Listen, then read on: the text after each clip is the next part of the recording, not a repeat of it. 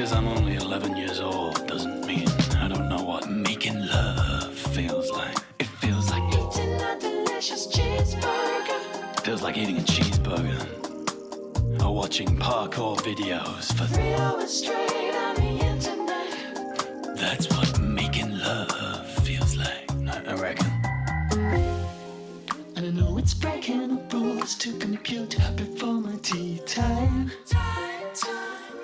But girl, you know I'm a fool for using hypermodern tools to commune with you online. Hello, everyone side of Christian Zoblela. No, Canela was my dog. Oh, okay. It Same means thing. cinnamon. All right. Damn. I'm trying to learn that sailor song. Excuse me? This is all I got so far. But, you know, we're getting there. Okay, well that's pretty cool. That's pretty good already. I'm very excited about that. Dun, dun, dun, dun, dun. I like how I can associate that song with both Donald Duck and Popeye the Sailor Man. Both of the sailors. Yeah. But yeah, you think they ever met? Like Hey. the Jetsons with the Flintstones? Yeah, they probably were like Yeah, in the sure. Pacific Theater or something. Yeah. Yeah. Yeah. Killed Nazis I think together. I'm mostly good over here. Let me just do like one last thing and then I'm tweets. good. Oh, I already got that. Okay, that's good. What a day for Mikey's. Okay, Google lied to me. That is not the song I thought it was. All right, let's test this. Oh, weird. Guys hear me? Start No. cheering now! Yum, yum. All right, that's yum yum. Let me tweet and then we'll be good. I think this is a good joke. I'm glad this tweet is doing 8 likes. I like that. I replied to that Graham Miller shitting on PC gamers with like, I'm so sad consoles use computer chips instead of Dorito chips. Shake my hand. I saw that. And It's pretty good. it's getting likes. It's Doing numbers. I mean, that's Weird Al beat you on that one by Thank you. about 24 I years, should- but still good. Still. It pretty was good. like 2 a.m. BBL Jeffrey. Kind of chip you got in there, a Dorito. I got instead of ray tracing, you have Cheeto tracing. If I ever baby online, well, you know that I'll beat you. If I ever meet you, I'll control alt delete you. What? It's all about the Pentiums. Yeah, it's all about the Pentiums. Yeah, yo! What you want to do? You want to be a hacker? Code cracker, slacker? Waste some time with all the chat room yackers? 95 chewing that Hewlett Packard? What? Weird Al's really good. Yeah, Very hip with the kids, Mike. that one's a good one. On live, he has a strobe light effect. It's very fun. Pretty good. Yeah, we should. I don't know if I have any idea what the normal version of that song even is. It's all about the Benjamins. Yes. So it's about money. Was that Yeah, I don't know anything else with that. No, it's about like people named Benjamin. I don't believe you. That's a lie. See, that's a lie. I lie again. I'm sorry. I can't do humor without lying. It's a problem I have. We noticed. most jokes are just lies. No, whenever a comedian says true story, that's a true story. That just happened. All right, I think we are good. Yes. No. Yes. Yes. Sure. No. Debatable. Well, okay. We're ready to sorry. start a podcast at the least. Okay. Yeah. Sure. I just saw a GameSpot video that said how Destiny barely made it 10 years. Hey, Tom Johnson worked very hard on that. It's pretty good. Who? It's a pretty I'm good sorry, title. Tom. I'm mixing up my. Caswell. I'm Tom Caswell. I'm mixing up my video. Tom Johnson's a different video editor named Tom who has worked on Shouts to stuff. Tom Johnson, though. Tell you, Shout out Tom to all Johnson's the great. Toms. Yeah. Tom Yeah, Caswell. we love him all Toms here. Very tired, Tom. I'm sorry. All right. Started this podcast. Yeah, I'm gonna count us in. You guys ready? Yeah. Ready. All right. In 5, 4, 3. Hey, you guys hear me? Start cheering now! Yeah, let's get this over with. Yeah.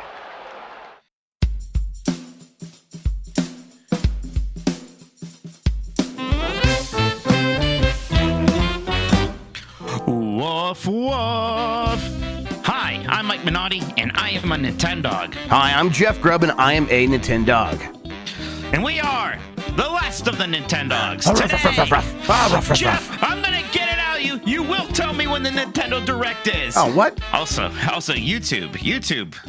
That's who's behind the Nintendo leaks. Yeah, it is turns YouTube. out it was YouTube all along. When is Nintendo going to put YouTube in Nintendo jail? They might. Man, we gotta get packing. Actually. Oh yeah. I gotta finish my laundry. I should get doing that tomorrow. actual sleep.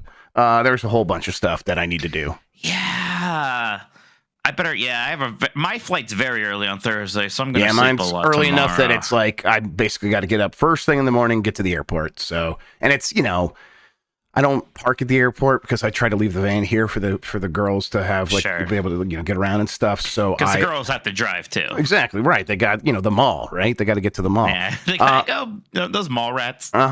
So I'm like, I usually try to take an Uber, and it's always a pain in the ass to catch one first thing in the morning in the Ohio suburbs of Cleveland. It's not usually. I've always been able to catch one, but it's always a pain in the ass. So yeah, lots to think about, lots to consider. Wouldn't be my favorite thing to have to do. I mean, it's not an option for me. It's like a 70-minute or 80-minute drive. I gotta drive, which is fine. I like having my car there. I just, I get there when I get back. I just get in the car. The thing that sucks is then after all that, it's like, all right, now time to drive for a good while before I'm actually home. Then I am toast at that point. But that's all right. I'll be able to hopefully finally rest then. Wouldn't that be nice? That'll be very nice. I'll have a bunch of stories to write. That's true. Yeah. Yes. Aren't you going? Don't you have something as soon as you get back, or is that someone else? It's like no. Okay. If I'd die. Okay. Okay. I'm glad you just come home, relax. Write some stories, but also relax. I don't think I do. God, I better not. I better not be forgetting. No. Something. I think I was just now. I'm like remembering. I was reading Jesse Vitelli's tweet, who was saying that he just traveled. And he's leaving, and then as soon as he gets back, he's traveling again. And he mentioned a wedding, and I think it just conflated it because you went to a wedding just a little bit ago. And yes. I think if somebody had a wedding like now after all this, I'd be like, sorry. Yeah, exactly. You better be like one of my brothers. Yeah. Otherwise, I don't care. Yep. I'm like, point. I am not going to take off time immediately when I get back. I think Jan's going to take some time pretty close to when we get back. But I don't know. I'm looking at maybe August, and I'm going to take a decent amount of time. Yeah. I'm trying to figure out what I want, because even my mom's asked, oh, you're going to go on a vacation. I'm like, man, going on a vacation sounds exciting at this Exactly, point. yes. I have plans to go places here in a little bit. We might go up to the Cherry Festival in Michigan. We got the Disney trip we're planning. So I'm like, there's plenty of traveling in my future. I want a week to read a book. That's what I want. Maybe two. So we'll figure all that out. Jeff, it's pretty light in the Nintendo world at the moment, at least in terms of news. Yeah, we're between everything, aren't we? Yeah. We know that there's a Direct happening. We do. This month. So, all right, mister, I know when this Sony State of Play is going to be. Come on now, you don't have a PlayStation podcast. You have a Nintendo podcast. Come here. Putting you on the spot right now. When is it, Jeff? When will it be? When's the damn Direct? Haven't thought about it. What? Have you been busy? Well, a little bit. Sick or something? Yeah, sick and a bunch of other things. You know what it is? It's like as soon as they confirmed, it's like there will be one in June. It's like, oh, okay. Well, don't have to worry about that. And great, that's wonderful. You should do that every time, Nintendo. This is fantastic. So, look, it's like I don't think any of us are expecting it super early this month. We No. don't expect it happening during Summer Game Fest things. Do you think it's a week after that? Or do you think it's later in the month? You know what? I have been realizing that this entire time I've been just assuming it would happen the week after everyone gets back for Summer Game Fest. People are like, it's June. Now it's time to wonder when the Nintendo Direct is going to be here. I'm like, well, it's not going to be first thing. But I started thinking about it. I'm like, I guess it wasn't going to happen. Clearly, it's not happening. I don't think it's not going to happen this week during all this Summer Game Fest stuff. It feels like that way, at least. But in my head, it was always we'd go to Summer Game Fest, we do all this stuff, we get back, and then maybe at the tail end of that next week is the earliest it could happen. That's kind of what I've been assuming. That feels right to me. You still kind of maybe capture some of that excitement. It is also kind of in line of when they normally would do it, historically. So I don't know. Maybe they're just going to pop into that. I don't think we're waiting until late June, personally. Yeah, I guess maybe a bit before that seems right. I mean, look, we're in June. time goes by fast. It'll be here before we know it, even if it was for some reason the last day of June. I'm okay waiting. We're going to have plenty of news happening at SGF. We're going to have some big releases here, non-Nintendo to distract us, including Shadow of the Erd Tree, something I actually got to play over in Hollywood when I was there a couple weeks ago. That preview went up today on GamesBeat if you would like to read that. So, and there's Final Fantasy XIV's expansion is happening later this month. I think very late this month. Lots of things to go on. Jeff, I know maybe for some people it's been quiet. That quietness is going to be ending, at least in terms of news, and I think in terms of releases for a lot of people here very soon. Yeah. It's. I think we're gonna there's gonna be a crack in that, and then it'll just kind of get busy again. There'll be plenty to consider and talk about. Yeah, I mean, for this direct specifically, I am not expecting the world, but I'm expecting some chances for there to be something big in there and exciting, and then across the rest of the industry, we're gonna get through Summer Game Fest, like the capital letters Summer Game Fest from Jeff Keighley on Friday, and then the Xbox Showcase, Ubisoft Showcase. By the end of that, without the Nintendo Direct being considered, I don't think there's a ton of stuff announced for Switch in those shows. Obviously, the Xbox show, set that aside. I mean, although it's not impossible, but Ubisoft is probably going to have games that are mostly, waiting in the wings for a Switch 2. And the Summer Game Fest, it'll be, there's a chance there will be like a relatively big indie. Hollow Knight. If Hollow Knight Silk Song gets announced somewhere, that could probably be a game that would launch on the Switch, I suppose. Sure. But outside of that, I think we're going to get through a lot of these, and there will be some news, but I think there's going to be a ton of Switch games. Why would you? Because if you can get into that Nintendo Direct, that's where the most attention is going to be paid. So I think we're going to be kind of waiting for that mostly. You see, there was like another leaker or somebody, I forget who, I'm trying to look it up, but he was like talking about, the Twilight Prince port is ready to go. I don't know why they specify only the Twilight Princess port, when of course that would also apply to Wind Waker. Yeah. To kill me, yeah. I would be pretty mad if we got Twilight Princess and not Twilight Princess is a very good game, but still, it was Midori actually said this, but so yeah, I mean, I think that's one everybody asks about.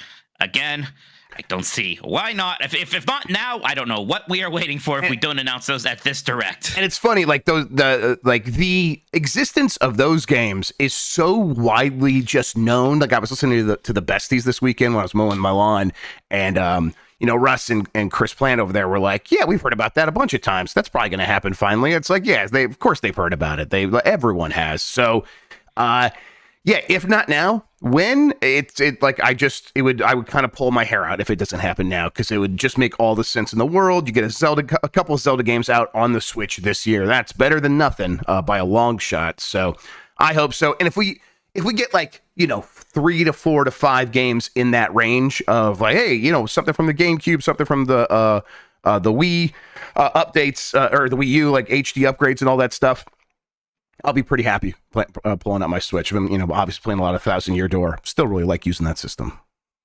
Yeah, absolutely. I do wonder, it's like the state of play that we got from Sony, right? It's a lot of small things, and then there was Astro, this pretty biggish, exciting thing that's new. Yeah. And I'm expecting the small things from Nintendo will be more meaningful to me than the small things from PlayStation, because it will be things like ports of games that I really like, right? Metroid Primes, your old Zelda games, things like that. But I do, I still wonder, what is there something some kind of marquee thing for the holiday here? Yeah, and Midori's been doing. I think it's Midori who's been doing a lot of that.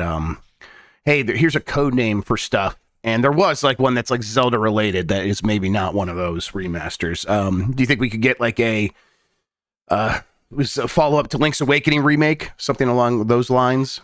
Yeah, like Oracle or Oracle or maybe a new sequel. Yeah, that'd be cool. I would love it if there's a new top down Zelda. I feel like you go from Link's Awakening and I think the obvious thing is, well, now we'll remake Oracle of Seasons and Ages, but I think the thing that actually does make more sense than that is just a new game that is like a follow up to that. Yeah, I think so. Look, I love Oracle of Ages and Seasons. I am perfectly okay just playing those games the way they are. I thought the Link's Awakening remake was good. It was cute. There's something about that was a bit novelty-ish, and I don't necessarily need that novelty repeated again. I think I would like to see that team. But the thing there is, if you're going to make a new top-down Zelda game, like the last one of those that we got, Link Between Worlds, was actually very ambitious and very good. Exactly. You would need the Nintendo producers coming in and being like, you kind of have to match our energy with this. So, and I would expect that. That's what I would be hoping for.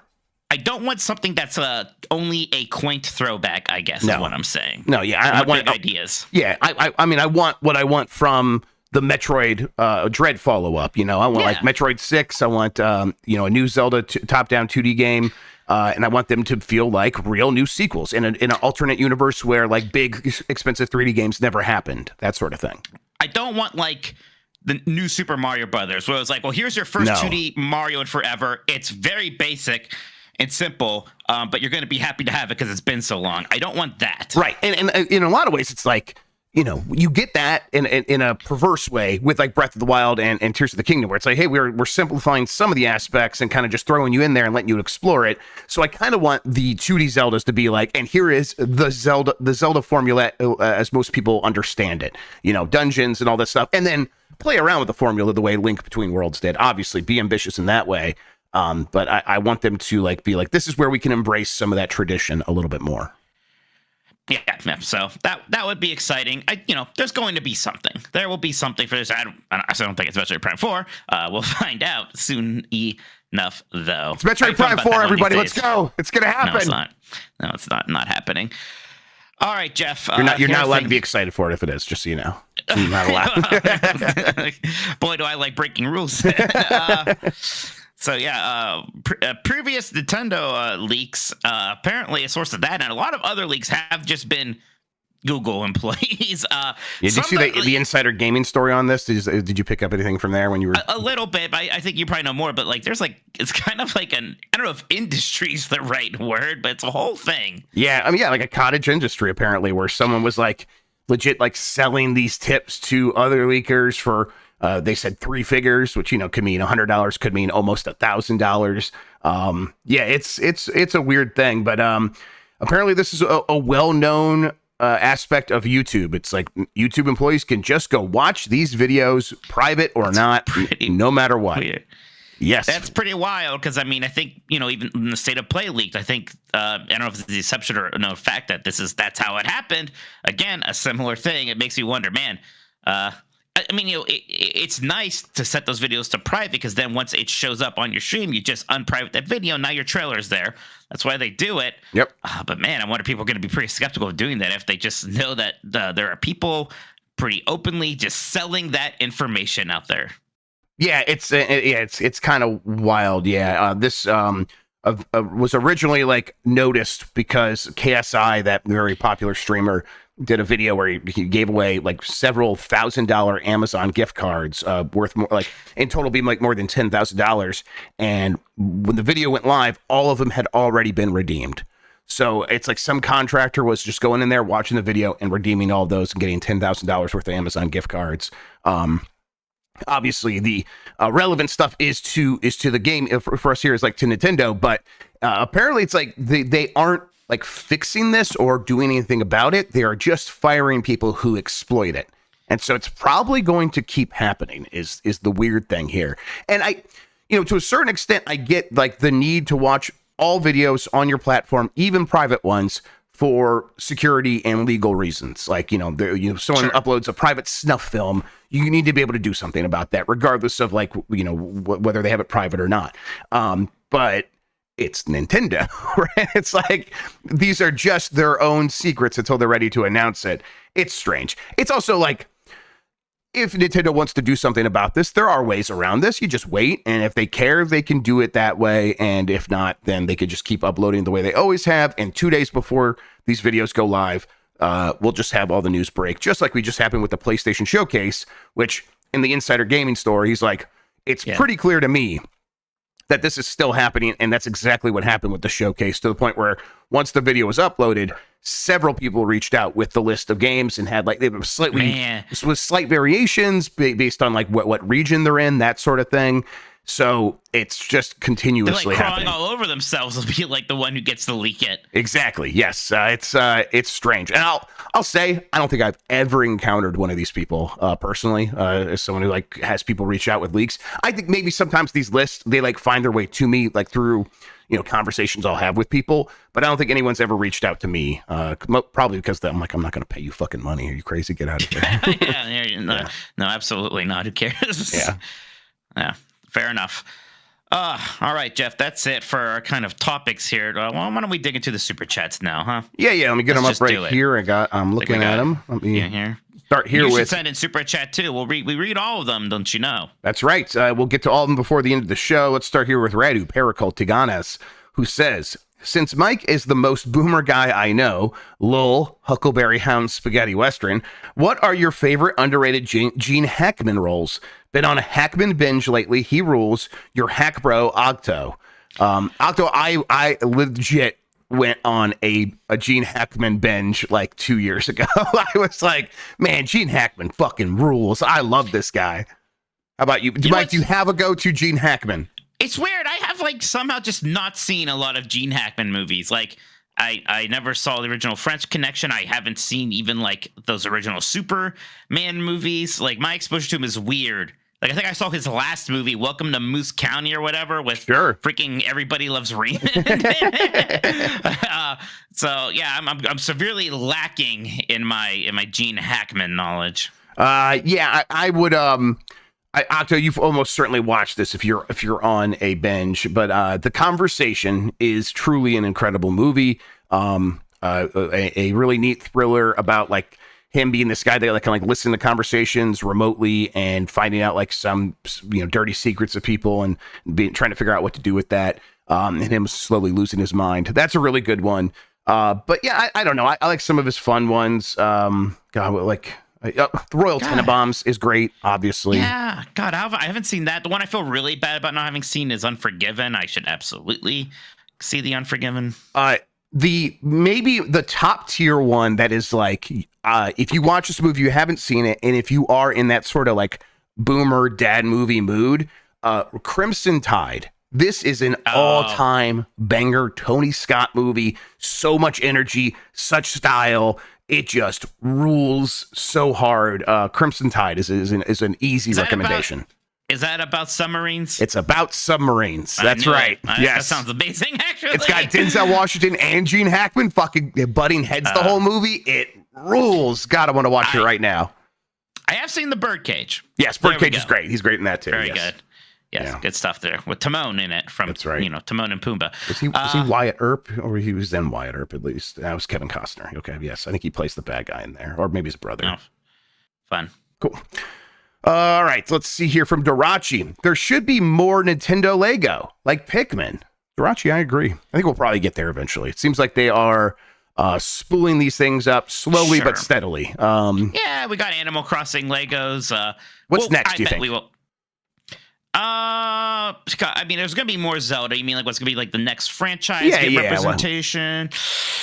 It's probably optimistic, but I immediately go to Metroid because I just want Metroid shipped. That's Holy the one. Moly, that'd be great. If you make an adult like one of those $300 sets, that's the one I would put the money down for. I'd be like, yep, absolutely, give me that ship. And to be clear, I mean like the Super Metroid ship, not that way worse purple one that Samus uses in Fusion and Onward. Absolutely not. But I don't know. Pikmin's not very unreasonable. I could totally just see that being one. The problem there is you don't have like, I mean, you have Olimar's ship. I don't know if you have like a real big, great marquee thing there, like the Deku Tree or like, Yeah, if they did like $140 Olimar ship, I would be all aboard on that. To use that term. All right, here. Let's go with Ali Marika, who says, Happy E3 anniversary or deathiversary. Rest in peace, Kensha Hall. Yeah, I never was in Kensha Hall. Never saw it. By the time I started going to E3, it was already like a parking garage or whatever. Yeah, it was already just kind of empty, I think. 2010, 2011 was around my first E3. I'm lucky that I did get to go to quite a few of them. I had a lot of good memories, a lot of them with Jeff. For some reason, what I always think of is that E3 where Evolve was the big game. Oh, yeah, sure. Yeah, we waited in line. we both had appointments to play it, and then like on the last day waited in the hour-long line just to play it again because it was so special. Everyone was buzzing about it. Then like it came out and it's like, there's not a lot of legs on that idea actually. Yep, that was. I definitely think about that. I think about PlayStation 4 getting announced right after the Xbox One getting announced, and how the audience just lost their mind. It was a really fun show. I also think about the first time I went to the Nintendo's booth and walking in, and the big Mario head just talking to people and going, Brian Crescente is here. And I'm like, what the fuck is going on?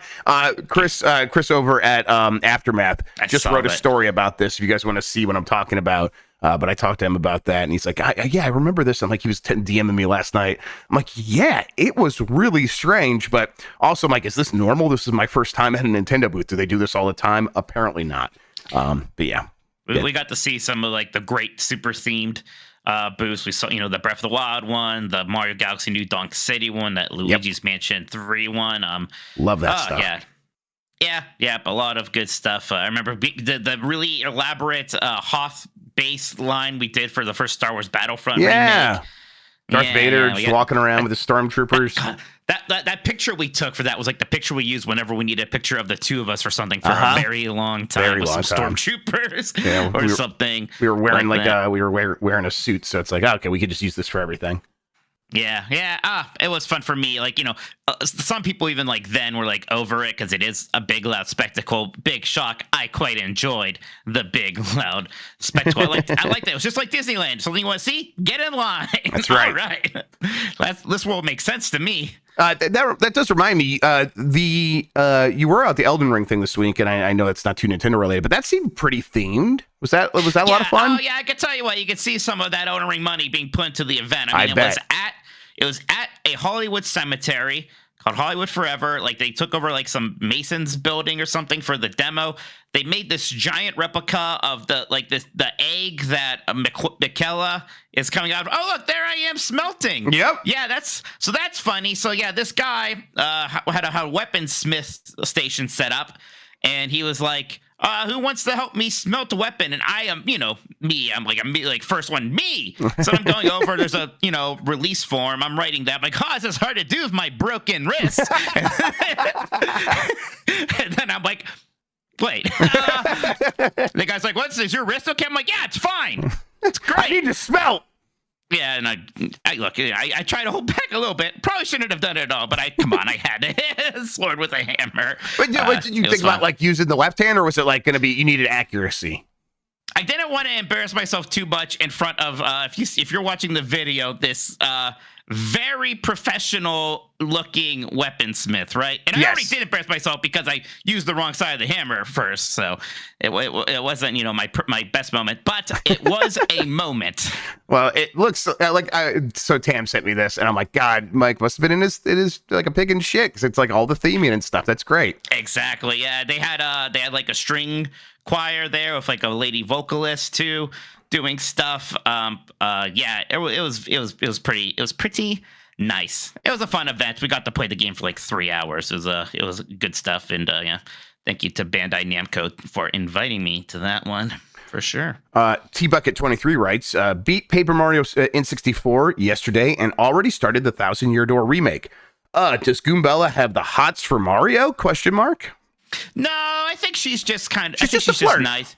I don't know. She's not much of a flirt. The mouse is a flirt. I think she's just a sweetheart. Well, the mouse is clearly a flirt. Yes. Yeah. No, Bella's just a sweetheart. I like all the characters in that game in Thousand Year Door. They're all great. Great. I mean, I like Bella, Koops. The first lady ghost is okay. I Flurry. I don't use her a ton of her. Okay. I'm glad you said ghost. Is she a ghost or is she a cloud? Because she's Flurry, right? Okay. I assumed she was a ghost for at least an hour and a half, and then Addie's like, "What is that? Is she a cloud?" I'm like, "No, it's a ghost." Wait, maybe it's a cloud. Oh my God, your daughter is a genius. Because I always wondered. It's kind of weird. There's two ghosts. Yeah. It's like, hey, she ghost. Where her legs should be is very like boo coated, right? So that's why it was like just a ghost. But Flurry, she blows wind. Oh my God, I feel like an idiot. Yeah, I did too. In that moment, I was like, yeah, all right. Yeah, she's a wind Okay. spirit. Okay, that makes sense. Well, that makes more sense. But yeah, probably my least favorite. The baby Yoshi is great. I love that he's like a 90s dude character, Yes. like out of the shell. It's like he's a Teenage Mutant Ninja Turtle. It's great. I love him. And Vivian is an all-timer, great character. Absolutely love her. Oh yeah, fantastic cast. Probably like like Mario RPG with the Gino Mallow. That is very goated to me. I love this group of characters a ton. Yeah, I Flurry definitely was like I got that ability to like make the characters gigantic, and it was just like, oh, that's just Lady Dimitrescu. That's just all she is. That's there it just is. that character. They just now. copied that for that. All right, let's keep moving here. I think we are at Dan the Man, who says, "Hey Jeff, any insight into the epic crossed Disney collaboration?" I forgot that was happening. Yeah, that is a thing. A big investment. Yes, from Disney into Epic Games. For that, it looks kind of metaversey, dare I say? I mean, not exactly sure what they're metaversey in the way that like Fortnite is metaversey, right? Where it's like, oh, you just like it's all going to be connected and all that stuff. I'm sure it will be. And I bet that like helps them justify spending a lot of money on this, like internally to their investors. It's like, oh, it's that future you were hearing about a couple of years ago. God, I don't know. My gut reaction to this is this comes out and is kind of a dud. But we'll see.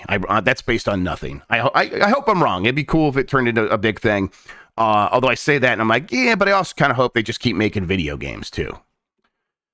Yeah, exactly. I hope that they keep doing, the John Drake style investments that has produced some very good stuff. Honestly, Disney Illusion Island, Speedstorm, Magical Valley, or whatever the Animal Crossing one is. Forget. I've enjoyed all of those.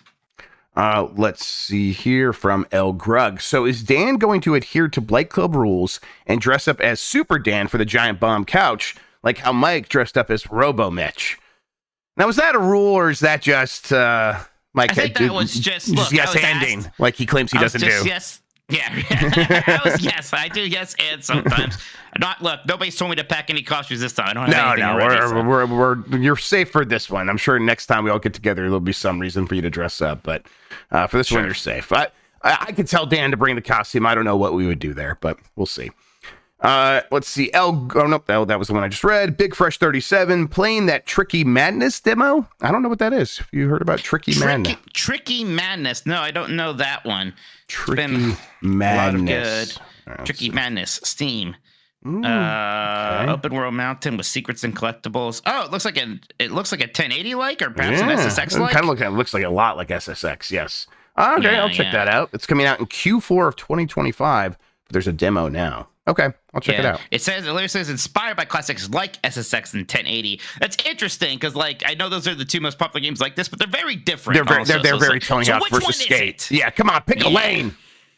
Right. You can't appeal to both parties. You could have like SSX, I think, like trick systems, okay. and then you can have like the 1080 very realistic physics, I suppose. But I don't know. We'll see.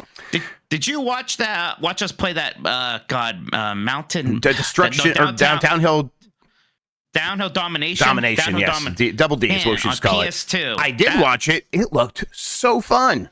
It looked so fun, like an actual hidden gem, right? The idea that somebody could recommend us to play some PS2 I never heard of, and it looks amazing. That was a fun surprise. I love that. I'm like, okay, well, I'm immediately gonna be playing this on the Steam Deck. So yeah, nice. All right, from our friend Chris Pratt writes, yes, E3. I remember reading all the news about it while stomping hoopas in Mario Arcade. I love gaming. Perhaps I'll make an announcement soon. I saw Chris Pratt like tweet or something. This incredible message. It was like 3G's. God first. Grateful for this life. Garfield in theaters this Friday. Something like that. Yeah, I saw that too. Incredible tweet. I think it's his like Instagram bio or something like that. But like that is incredible. Incredible, Chris. Yeah, do what you got to do, Chris. Yeah, you're gonna make an announcement soon, huh? What's the? You gonna tease something? All right, fair enough. We can't wait to find out. Very, very exciting stuff, Chris. Yeah, thank you for bringing it here first. Garfield too. Hey, one of the top grossing movies the last couple of weeks in the miserable box office. But yeah, and the box office is scaring the entire industry. Chris Pratt's Garfield is his god. Okay. All right, well, that makes sense. I mean, yeah, you don't have to say obvious things, but thank you. From Kevin. This is for the YouTube admin leak exchange fund. Yeah, thank you. Appreciate that. We'll put that to work there. Thank you, Kevin. From Adam Possil, he writes, if I were Nintendo, I would upload like a dozen versions of a Direct on the back end, but only one is the real one, then pull the fake ones last minute. That's fun. You could do that. They should make a Direct that has that fake Star Fox racing game again. Yeah, there we go. Bring that back. That's always a fun one to have people talk about. Yeah. Connell Wood writes, it'll be $1,000 for a Hyrule Castle set Lego, huh? Hey, I mean, maybe not that much, It'll but be like 500. Yeah, but it'll be like 500. It'll be a lot of money. Either way, you're right. Would you rather have that or the Temple of Time? God, I think I'd want the Temple of Time. The Temple of Time is a really good one. I think I'd want the Temple of Time. And if they want to like make it the more expensive one, let me also be able to make the dilapidated Temple of Time. That'd be cool. Well, that's easy. Just make the normal Temple Time, get a hammer, get a whack at right. it. Yeah, dilapidated. Turn the lights off and step on it accidentally. All right. That does it for the super chats for now, Mike. All right, everyone. Thank you so much. We'll take a quick break. We'll be back. We got to dive into the mailbag here. All right. I'm ready to go. Okay, let's go back into it. Yep, me too. Jeff, wake up. I see the mailman. He's trying to get by us. All right. Go. Get him. Get those letters. All right. All right, good job. Okay, yeah, get him in the ass. Okay, good. All right. All right, that's a good amount. You got a few of them here. All right, let's read through these. Thank you. Good dog. No problem. Clake says, hello, Mike. Secretly doubted the PlayStation event was real Minotti. There was a moment of when, course, because 28th got floated around so much, and I maybe like misremembered if that was very much a Jeff thing or not, that I was kind of nervous when the 28th came and went, but no, it was, I should never have doubted. And Jeff profiting from Ticketmaster Grubb. That's right. With new hardware from Nintendo approaching, what game will they put out at launch to show it off? Some sort of fidelity showcase? Demonstration of new, unique gimmicks? Or something completely different? I mean, there'll be the new Mario game. It'll be the new 3D Mario game. And there will be one of the big... And there will be some new gimmick game. There will be, probably. I mean, they did that even for the Switch with 1-2 Switch. They'll have some... clips. Yeah, snipper clip. Yeah, they'll have some bullshit at launch to show all that stuff off. Yeah. I kind of wish they'd bring back Pilot Wings as like their let's show off the new tech game. I always liked when they used to do that trick. I always thought that was kind of fun. And I think it's time. It's time for Pilot Wings to come back. It's been a while with Pilot Wings. 3DS? Since like early 3DS. Yeah. So and it's funny. I never played a whole lot of that one. I played so much Pilot Wings N64, and then not very much of the SNES or 3DS ones, to be honest. Yeah, I like the Super Nintendo one, and I really played a lot of the N64 one. That was my jam. And then I have recently played the 3DS one for the first time in a couple like a year ago. It's good, but it's not as good as the N64 one.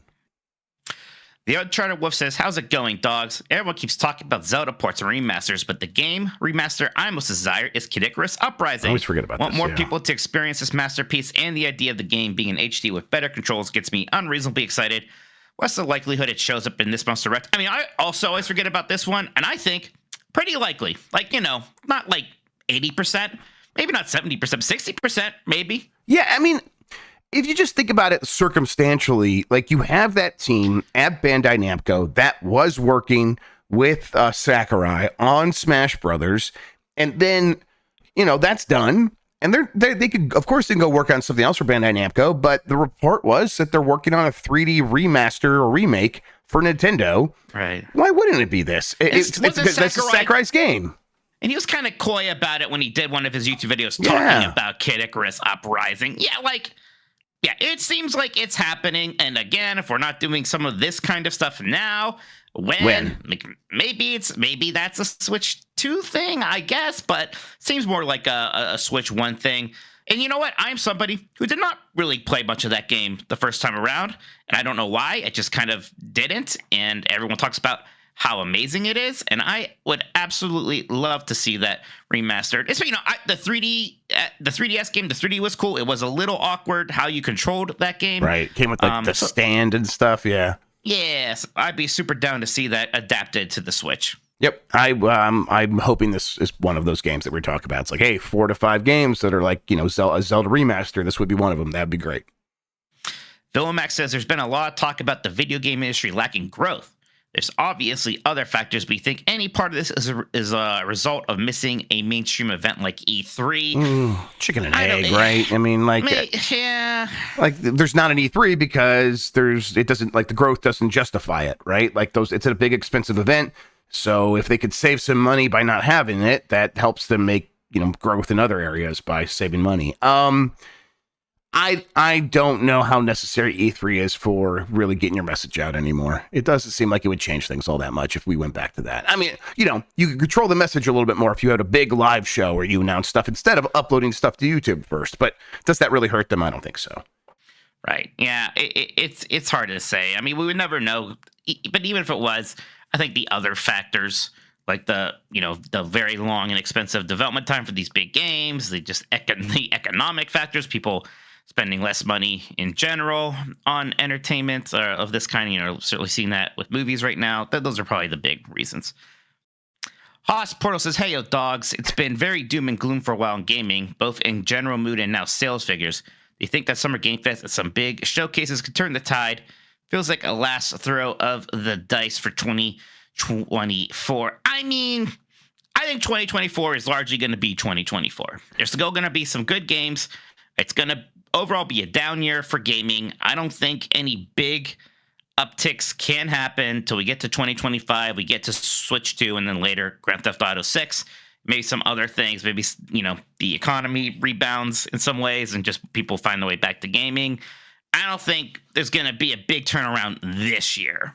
Yeah, I think this year is going to be kind of what it is. I think you're right. I think we'll get to the second half of this year, and if Star Wars Outlaws and Assassin's Creed and Astro Bot, if all these things start hitting like just a notch or two, if they punch a little bit above their weight, and a bunch of these games one after the other does that, I think this year could be mostly salvaged. But coming out of Summer Game Fest, I don't think we're going to have a vastly different view of how things are going.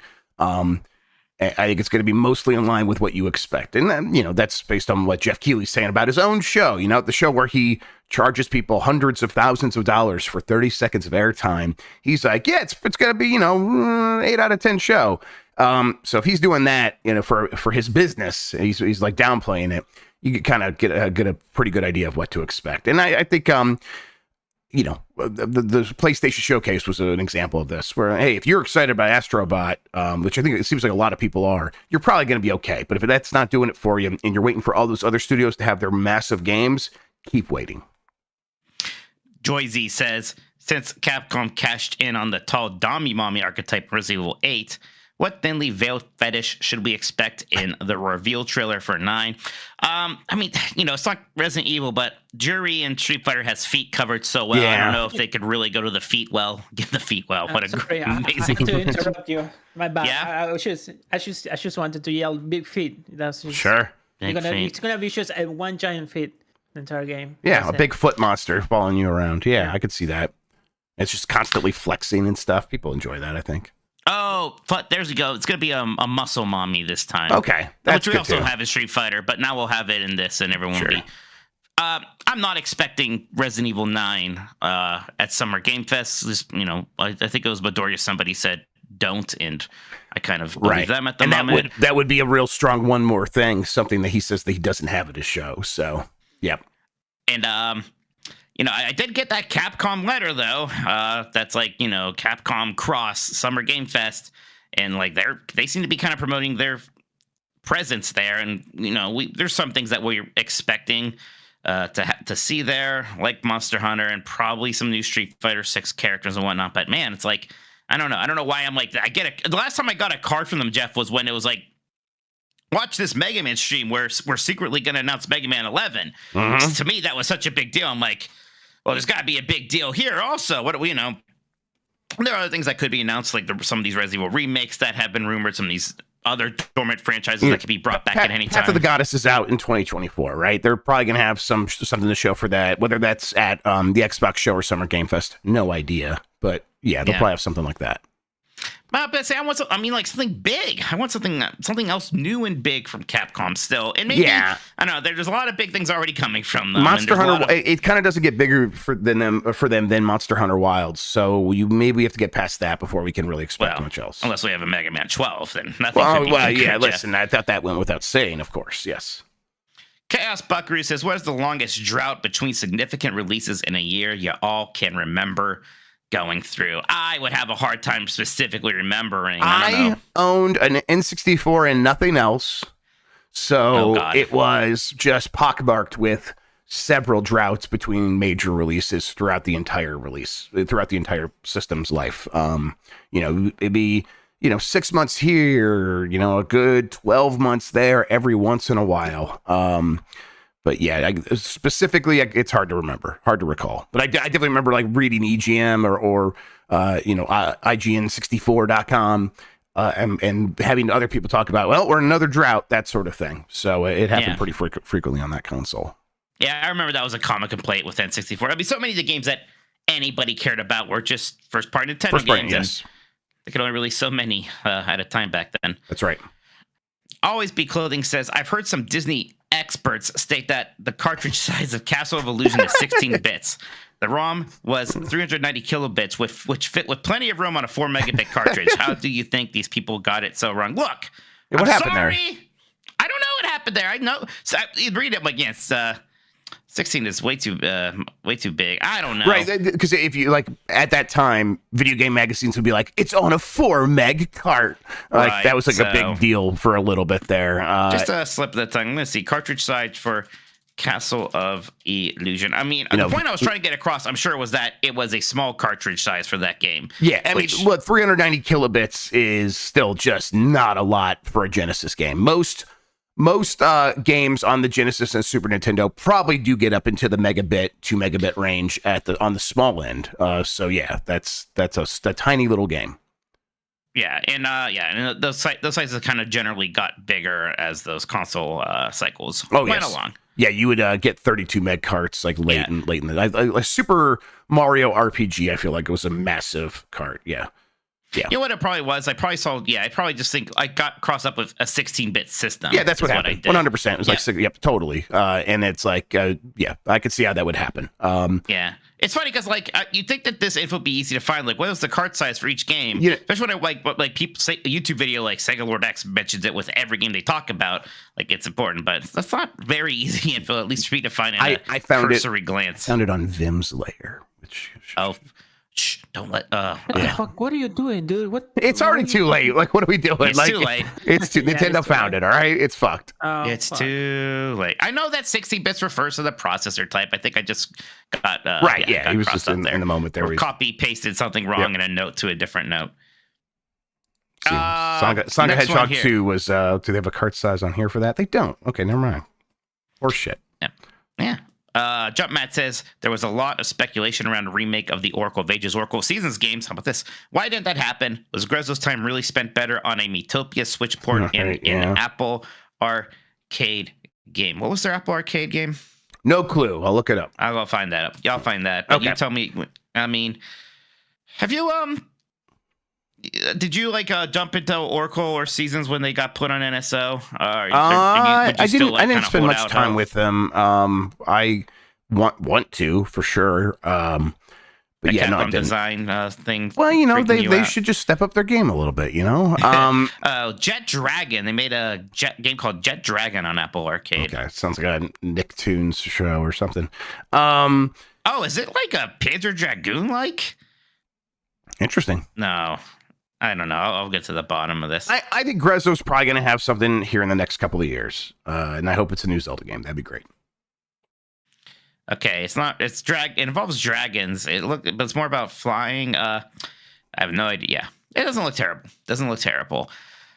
All right, Jeff. Why don't we take another break here? We'll come back to the rest of these. Streets of Rage 2 was on a 16 megabit cartridge. Maybe it was. Yeah, that seems big for Castle of Illusion. It was Or Castle of Illusion was 4 megabits. megabit. That's what you told me. Yeah, 4. 4. Yeah, that's which is small. I think. Which is small. Yes. How dare you correct me? How dare you embarrass me? Break. All right, we can just come back into it. Yeah, let's do All it. right, let's do it. 16 bits. Fucking dumbass.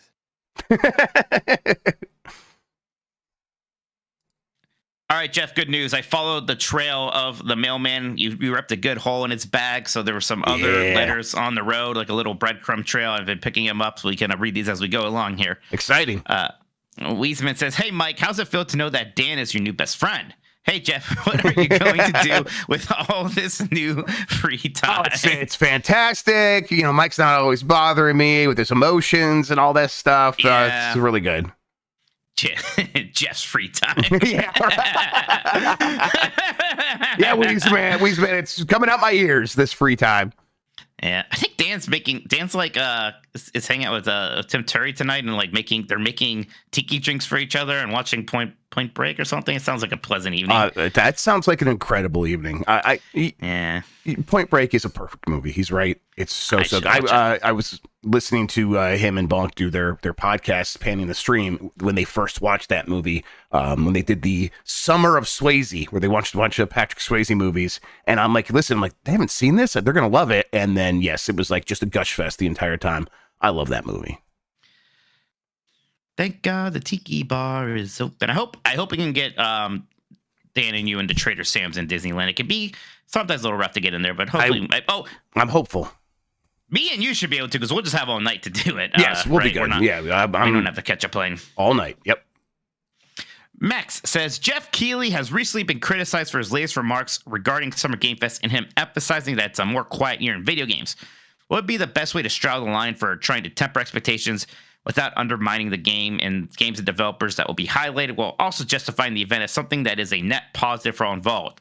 Feels like something with no easy answers, and I don't know if even trying to set expectations is worth attempting to do in this specific case. Yeah, there's definitely a part of me like, just don't bother. Like, yeah, your job's to be a hype man. Just hype it up. Like, people are gonna get disappointed no matter what. Yeah, all the YouTubers that make videos of like, well, that was a waste of my time, are gonna make that video regardless of the expectations he set. Like, that is just their job at a certain point. So you might as well just accept it. Although if I were in his shoes, I would also be wanting to set expectations. It's just human to be like, you guys, come on. Like, here's what I mean. Can't tell you what I got, but I could just, kind of bring it down a little bit. He's damned if he does. He's damned if he doesn't. I do not envy this position that he's in. Oops, sorry. Just absolutely punched my microphone. It's a piece of shit. Deserves it. Max says, that's the one he's right. 3 horses in a trench coat. Says, Jeff, Mike, I would like you to imagine that your co-host has been kidnapped by Square Enix. They will be forced to work on Balan Wonderworld 2 until it reaches at least a 98 on Metacritic. Do you stage a daring Ocean's level style rescue? Who do you bring or find a new co-host? I mean, yeah, you're lost, because it's like, man, what? Okay. Do you think it's realistic to say here is an unlimited amount of time and money? Even in that situation, do you think you could make a 98 Metacritic video game? No. Tears of the Kingdom didn't get a 98 Metacritic. Like, what the fuck are we supposed to do? Yeah, what is the last game that got a 98 on Metacritic or higher? Like, 98 is hard. Like, let me find out what Elden Ring is at on Metacritic. Because, God, good luck if you're not going to do at least as good. Right, Elden Ring is a 96. Yes, okay, I was going to say it might have settled at a 97, but yeah, 96, right. It's impossible, basically, now. So yeah, I'd find a new co-host. I would try to break him out, of course. Yeah, I would do the Ocean's 11 thing. I'm a big fan of heists, so I would try to put together a heist. I think there are only 3 notable video games ever that have a 98 or higher on Metacritic. It's Tony Hawk, Ocarina, and Soul Calibur. Not Tony Hawk. Tony Hawk 3 is 97. It's I was gonna say 2. It is Soul Calibur, Ocarina, and then Grand Theft Auto 4. Which is That's wrong. No one talks about Grand Theft Auto 4 with that much reverence, right? I mean, there are definitely people who are like, I like 4 way more than 5, and they'll have that conversation. But I don't know if those people are sane. And also, it is a 97 or 98 on Metacritic. I don't know if that's what they're trying to imply. Did you know that Perfect Dark, like the original Perfect Dark's Metacritic is a 97? I mean, that's high because, you know, the campaign is only, the campaign's interesting. That multiplayer mode is incredible if you were into GoldenEye, because it just had so many features and customization options. We should play that. Yeah, you know what? I would like to do that. I think but I'm a sicko. I kind of want to play Perfect Dark Zero. Sure, I mean, we can do both. We have a Perfect Dark Day. Yeah, Baldur's Gate 3 got a 96 last year, so that's very high. Yeah, there's zero chance that you can make. Yeah, you're gonna make a Ball and Wonder World 2 that is one of the 3 best video games ever. Apparently. Yeah, no, just I mean, you would have to rescue me. If you had to rescue me, who would be your team? Let's say I'm not gonna do 11. Let's say you could recruit 4 people. Okay. Anybody. Okay, anybody. All right, I would recruit George Clooney. I think he'd be very useful.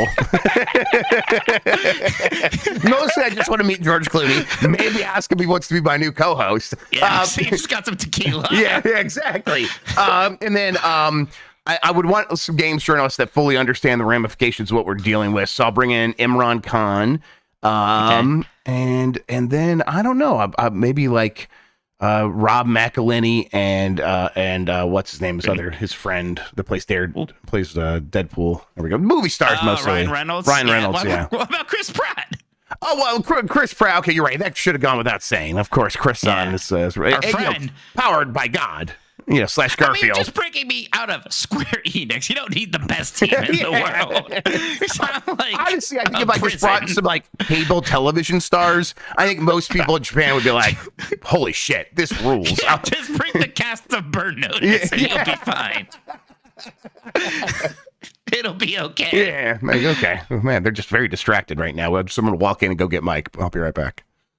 JD Camp says, what shape will the game cases be for the Switch 2? I vote egg-shaped. I think it's going to be a bit boring and very similar to the original Switch. It's going to still, you know. There'll be what do you call this? What's that? A rounded rectangle. What is that called? Is that a shape, or is it just a rounded rectangle? Yes, a rounded rectangle is probably like what's a rhombus? Is a rhombus like a slanted triangle? I think that's slanted. I don't know if it's inward or they're both the same slants. Right.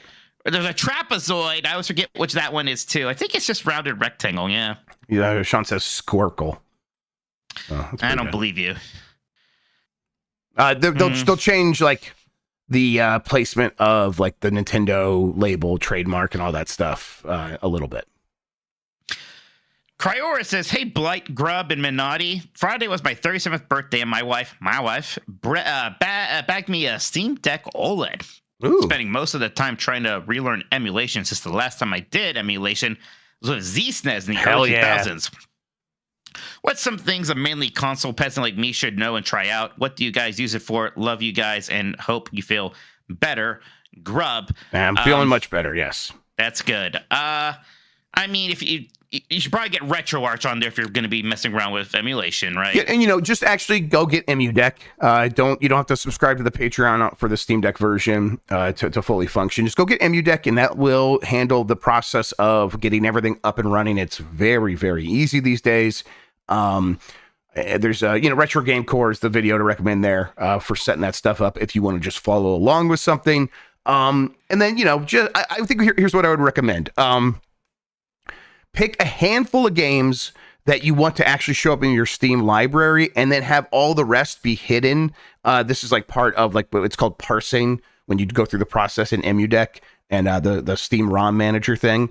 And that way you don't have like your entire Steam library sort of like just absolutely cluttered if you add a ton of ROMs. And then you can always just go into you can go to RetroArch, you can go into Dolphin or whatever, and then find all those games in there still. They could still be on your Steam Deck. They're just not cluttering up your library. And then the other thing is you should get yourself comfortable with opening up the quick menu and messing around with like the power settings a little bit. At the very least, and occasionally in like a newer game, set the frame rate to like 45 instead of 60. So that'll save you some battery life. It'll still look great in terms of like running smoothly and things like that. It'll get you a lot more out of that system. And then if you want to go and look online and be like, hey, what's the TDP suggestion? Like the total draw power basically how much power, how much wattage it's going to use to run that game. If you want to like dial that in, you can save like 10 to 15% battery life on top of that. And I found that to be pretty handy. Going back to like the emulation thing, I do find that when I just like download games when I want to play them, I usually play them more often than if I just like go and download every Super Nintendo game or something like that. Often then I don't touch anything. Yeah, I mean, part of this is like you got to remember that you are sort of like setting up a garden, and do you want to just have the fun process of setting it up, or do you actually want to like start getting through some of these games? And you have to like make that decision pretty early on. And when you go to collect the ROMs, maybe just using that time to collect the ROMs, however you may do that, using that time to be like, I'm gonna pick and choose in this moment, so I'm not picking and choosing once I'm on the system. That there's something to that. Like, I'm going to pick games that I think I'm actually going to play is a good way of setting up your system. Hey, Lex is in chat. I think Lex was at Super Nintendo World today. Hope that was fun, it looked like a lot of fun. Always is. Next one here from 2x Crown Beef Hammer. Evening Mike, Virgin Cleveland Cavaliers fan Minotti, and Jeff Chad. Chinese letters fan Grubb. It says Guangdong Tigers for you casuals. Thank you. Yeah. If we go this month without seeing Metroid Prime 4, is it safe to assume that we are in the end times? God has abandoned us, and we all have to repeat that Miyamoto quote. No, it'll be a good thing. It means I win. What kind of bad world could that possibly be? It would be pretty normal if that happened, I think. I think if we see Metroid Prime 4 this month, I will be very excited and be very happy. Oh, sure. I mean, God, that would be a pretty hype moment. Even if it's like we've known about this game for so long, for it to reappear and actually be in that direct would be incredible.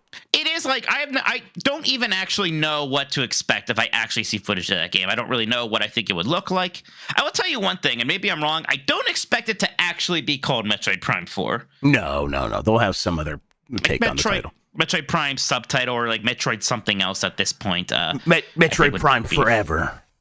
Yeah, Metroid Prime Adventure. What's your favorite one of those? I like when sometimes they do Freedom, right? I'm like, sure, oh, that's okay. like provocative. Sonic Freedom, yeah. Right? Assassin's Creed Liberation, sure. Yeah. Although I don't like that one that much. The game or the name? The game. I thought it was kind of a clunky game. Yes. Shigeru Miyamoto says, my last Nintendogs. I work for an anonymous company that has had to delay some hardware and games. I'm trying to tell people that if you give a game more time, then we will eventually have a quality title. But if we do not take out time, then it will forever be known as unenjoyable. But I can't think of how to phrase this properly. Any advice? That's a tough nut to crack right there. Oh, boy. Yeah. I think what you're supposed to say is, hey, games go slow down, go slow, game come out good, bad, no. Wow.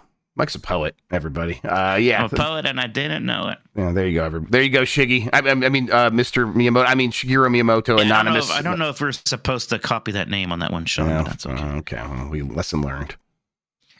Lesson learned, living on the edge of tomorrow. Live and learn. Man, Sonic Adventure 2, with all its faults, is worth it just for live and learn. What a good song. You like Sonic Freedom? Was that what you said? You like that game? No, that's not even a real game. I just like that name. Okay. There's Sonic Riders. Okay. Okay. Well, do you like Sonic Riders? That's not. No. Is Riders Freedom? Is that what equivalent are you making here? Yeah, there is somebody. I don't know. It was just an example of something with the name Freedom. There is something that's named Freedom as the sequel, and now I'm not sure what it is. What is that Sonic like clone game that was on PS Vita or PSP? Is it? I want to say it's like Freedom Force, but Freedom Planet. Freedom Planet. Okay, that's what I was thinking of. Maybe that's what I was thinking of. Freedom Planet. I I never played those games, and they look great, and I'm kind of ashamed of that. That's something I should It's do. a game club game right there. I'll play that if you guys do that in the game club eventually. Yeah, Freedom Play. Reminds me, I have to play Psychonauts for the game club here. Oh, that's right, Monster Hunter Freedom Unite There was you one. go. Thank you, AJ. That's a good one. Freedom, I like it. I was not won over by this, but the more I see it in actual titles, you're right. Freedom's a fun one. It's better than like Origins. Metroid Origin is very not great to me. Listen, I don't know. Like super on there. I don't want Metroid Prime to be Metroid Prime Freedom. I think there's something hokey about that. But Well, how about Metroid Freedom? Even it's not the Prime. Metroid Freedom has a little ring to it. if there's, I think I'd have to know what the right word for Metroid, is it? Yeah, I mean, well, it would depend on like what are the themes of like what is Samus actually dealing with. If she's like actually dealing with the Space Marines like actually being oppressive and her having to do something with the Metroids to like save a planet from that stuff, that could be cool. Right. And if it is like a big kind of open world thing, you kind of do get a sense there with that. Maybe. I don't know. Ooh, we could liberate camps. Let's go. Oh, climb up some watchtowers? Yeah.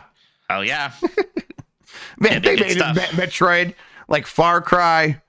That'd be very disappointing. That would be the worst. That'd be the worst thing to happen to me. So shit. I would be shoot sad, Mike. What if it was literally an Ubisoft making it? Metroid, and then fades to black. A Ubisoft game. Like, oh no, what the fuck? What do they say? A Ubisoft original. Is Yeah, that Ubisoft thing they original. always have? No, Oh, thank boy. you. I think Christian maybe wants us to take another break, and then maybe we could do some Is that super true, chats. Christian? Yeah, it's true. Is that what you want?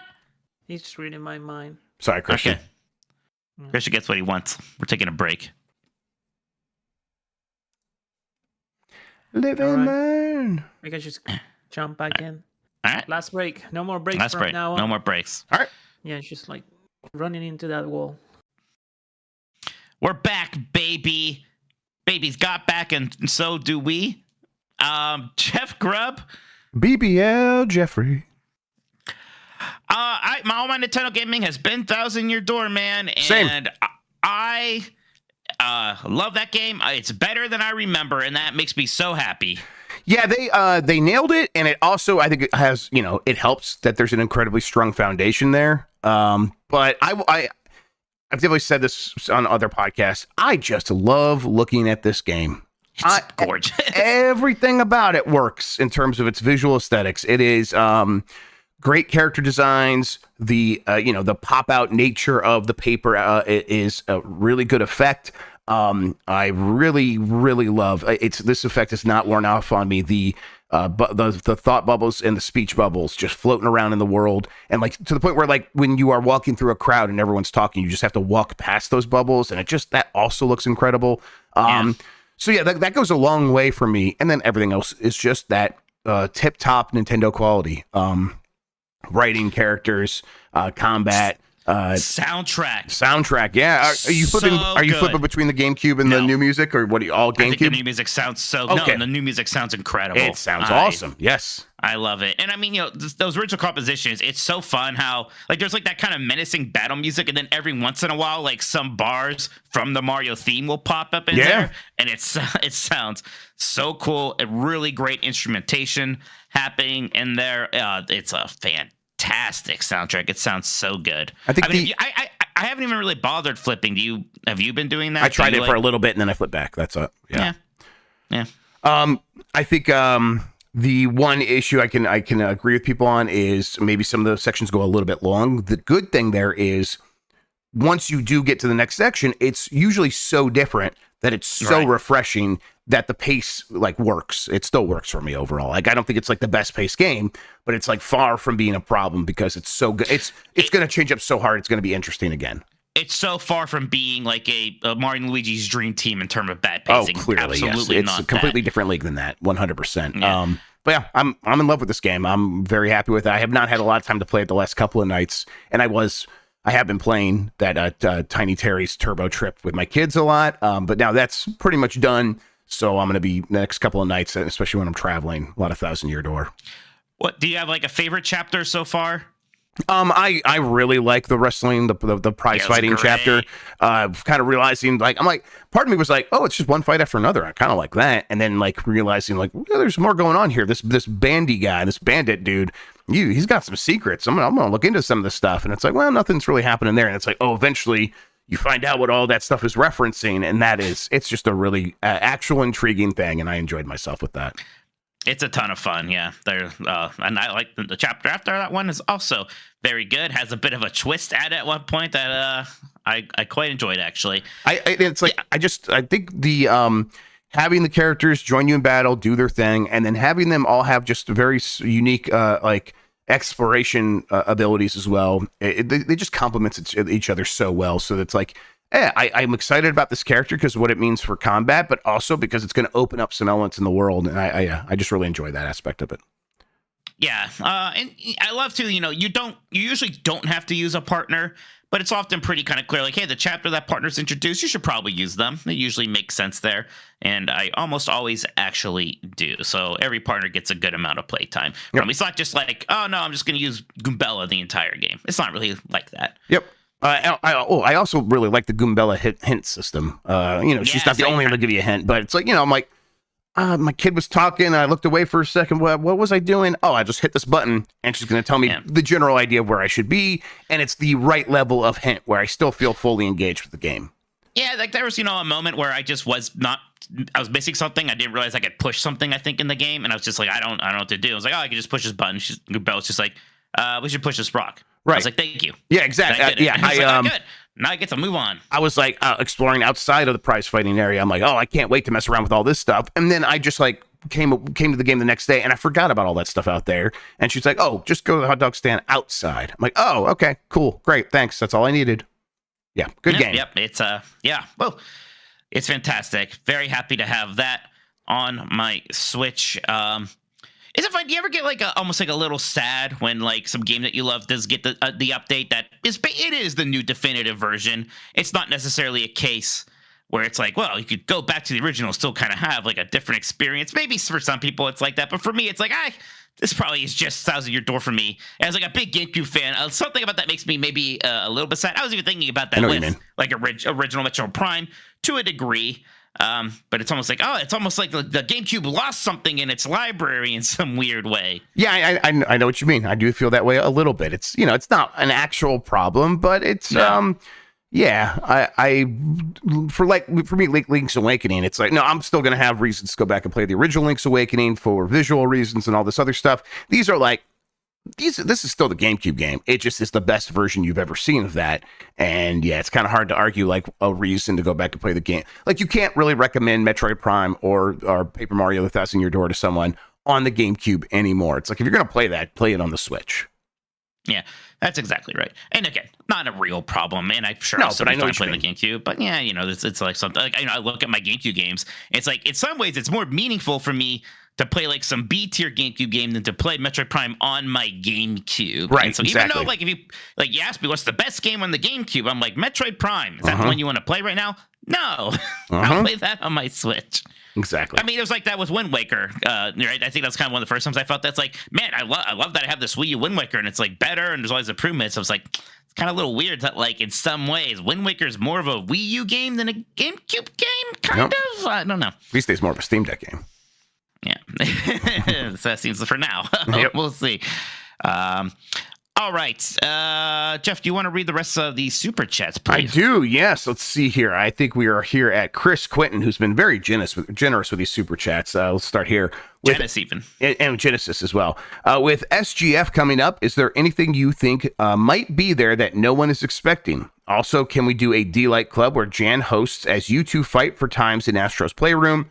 We all know Mike's times were better than Dan's. In some levels, I think Mike's times were better than Dan's. Certainly, yes. Maybe. I really only ever tried much in that one level. I didn't go for like that overall score like you guys did. I was all about that first beach level. Yeah, or whatever. the mountain run one. That's Mountain Run. I think it would be fun if we went back and did something with Astro's Playroom.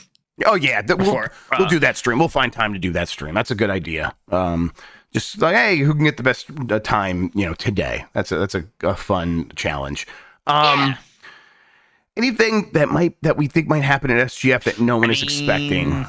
It's hard because there's like a couple things that like I'm seeing. So Sure, yeah. and sometimes I forget which of those things I have like talked about with PR and I haven't. So I try to be careful. I think that even with Jeff Keighley downplaying some things, I think there's going to be a lot of stuff that I am interested in. I don't know if you're like me and you're going to find these things interesting, but I do, and I'm excited. Yeah, I think what's going to happen is there will be a couple of games announced at some of these showcases that in a month, people will be like going gaga for. And it will be completely unexpected because there'll be like new games, new IP, that sort of thing. Definitely one. There's I keep saying there's one I'm like super looking forward to, and we'll talk about it when we can. From Brono Trigger, how about a Zelda 2 remake? Could that even be successful without fundamentally changing what that game is? Yeah, they could definitely do that. Honestly, a big part of it would be kind of doing what what's the that Genesis game or maybe a Master Wonder Boy. Thank you. That's exactly what I'm thinking of. Wonder Boy 3 Dragon's Trap. Yes, you just take Dragon's Curse, whatever. Right, because that game is the same game. They just added a whole new layer of animation on top of it and changed the game basically. They could do that with Zelda 2 easily and make that feel brand new. I bet they would do a little bit more, especially because that is. Yes, first off, they could retranslate the game so you get actual hints from the town people, and not things like "I am error." Right, but there are very good ideas in Zelda 2, and I really like playing Zelda 2 with a guide and save states. Otherwise it could be a pretty frustrating and very difficult game, but very fun, very worthwhile. Like you call it the black sheep of the Zelda series, sure. It's still not a bad game at all. No, I think there's a chance this happens eventually. Chris Quinton, again, back here with, I've asked before, but have you guys watched the movie Nimona? Grubb, you have to see this with your kids. Mike, it would make for a good flight movie. Sorry to ask off-topic stuff, just like giving all the boys some love. No, we appreciate it, Chris, and I'll make this happen. Yeah, I remember you brought this up and it looks good. I'll get to it. I don't watch very many movies on planes. I'm usually listening to podcasts or sleeping on planes, to be honest. So planes put me to sleep these days. It's hard to stay awake on a plane for me. And that's what you want to do. You want to be asleep so that you're, not on the plane as long. I mean, I like the idea of I got some, time to myself. I could, actually read that book I've been meaning to read. But as soon as I start to read the first sentence, my eyes get fatigued and I fall asleep. Sure. Jacob Bench says, do I continue Fallout 3 or replay Elden Ring? I mean, I don't think you're going to there's not a bad choice there. Do what your heart says. I mean, if you're already in the middle of Fallout 3 and you're enjoying it, see that through, I think. Yeah, you got time. You got time. And if you fall off of it, that's fine too. It's Elden Ring's waiting for you. Fall off Fallout. Fall off Fallout. All right, Mikey O'Leary says, I'm heading to Orlando for work this weekend. It's going to basically be 99 degrees each day before accounting for humidity. Thank goodness for water rides. And then a frog emoji and a crown emoji. Was it Princess and the Frog? Okay. Is that going to be? Yeah, I mean, that's going to be very brand spanking new. So could be busy. If it's open, it's going to be very crowded. I actually just watched the ride through of that. I'm not going to go on it because I'm afraid of those big hills. So I was fine with the quote unquote spoilers and whatnot. But new ride. It's going to be very crowded for a while. I was trying to think if there's anything that could get you wet in Magic Kingdom without as much of a line. You can go to there's some splash areas by Dumbo, I think. Maybe I forget if that's still there or not. There's something. And that's gonna get them wet? What? Yeah, okay. I asked and answered. All right. You said that. From Chris Quinton, hey Grubb, I feel like a dying kid asking his hero to hit a home run for him, but any chance you guys could set up Dan to fall for a D's nuts joke on any panel he may be on? I'm not dying, but I might of laughter if you do. Yeah, we could work on this. We could see what we can do. Well, figure something out here. Well, we'll see if we can make it happen. I'll have it in the back of my mind. From Kevin, Metroid Freedom takes place in 1973 after Roe versus Wade ruling. Samus finally is a liberated woman. I like it. There we go. There you go. All right, that is us caught up on the super chats. Thank you everybody for sending those in. It means a lot. It's always fun to do these shows, but me and Mike are both kind of falling apart over here. We got a lot of work coming up this weekend, so it just means a lot that people are tuning in and helping out. Yes, and on that note, there will not be a game at the sides on Thursday. We will both be traveling. Yes. That day. Nintendogs are to be determined. I get back earlier on Tuesday. I'm not too late, but we're going to be kind of run ragged. We're going to be spent, and there might not be much to talk about with Nintendo anyways, really. Yeah. I tell you what, if something does happen with them, we'll do a show. But if there's not much to talk about, we might be taking that one off. We might be taking that off too. We'll see. It's our busiest time of year, basically, is what's happening right now. So we just got to roll with the punches. But yeah, thanks everybody for tuning in. Yep, and hey, if you're in the LA area or somewhere, you're going to get over there. Don't forget, we do have that Giant Bomb at Night live show that Jeff here is hosting. Tell us more about that, Jeff. Yeah, June 9th at the Bellwether in Los Angeles. Going to have a fun crew. Jason Schreier, about a Giant Bomb alums like Patrick Klepek, Brad Shoemaker, Rory, bunch of friends coming to hang out to talk about video games and talk about whatever with us. It'll be a really good time. It's a show. We're going to put on an entertaining event for everybody. I'll say, though, even if you aren't going to be in town, these tickets, there's a thing with these tickets. If you get the normal ticket, you get Giant Bomb Premium for a year. If you get the VIP package, you get lifetime Giant Bomb Premium. So that's like a pretty good deal, even if you can't make it and you support us. So it's like no problem for us if you just get a ticket that way and don't end up showing up. We're fine with that. Or you could even like find someone in the community who you want to give it to. Either way. But yeah, all that stuff is available on Ticketmaster. Go to Ticketmaster.com, search for Giant Bomb. You can get it that way. Yeah, really looking forward to it. I'm also looking forward to like getting on the other side of this, Mike. It's been a lot of work, a lot of hassle, but it's going to be exciting, and it'll be fun to have had it happen and then just kind of kick back and enjoy the fruits of that labor. I think we deserve a Margaritaville and Guardians game day coming up here soon. That is a fantastic idea. Yes, I've been talking to Steph a lot about like, oh, there's a lot going on. She's like, you need to take some time off. So yeah, we'll make that happen. Get some cheeseburgers in paradise or something. Hell yeah. All right, Mikey, should I hit the button? Margaritaville freedom. Hit it. All right, there you go. Cruise and blast. Take us home. Cruise, take us home. I had a few weeks there where I had my suggestion for the end credits song, and it's good. It's great. Yeah, thank you, everybody. Told Kodo on Twitch and Twitter. Again, all the Giant Bomb stuff. I'll be writing some stuff up at GameSpeed, so check out what me and the crew are going to be up to with all the madness. If you are going to be at the Giant Bomb Live, I look forward to seeing you. Please do say hi. Oh yeah, nice, if you get that VIP package, there's going to be a Q&A, and you can just that's the best way to actually get FaceTime. Yes. Mike specifically, you can ask anything. There's some rules for everyone else. Like pretty closed off, right? Yeah, kind of a walled garden. Reserved, I think is how we would describe you. Yeah. Oh gosh, real quick, I forgot to ask you this. What do you think about? I forget if you remember this series, Ridge Racer. Anything about Ridge Racer? Goodbye, everybody. You quieted the music.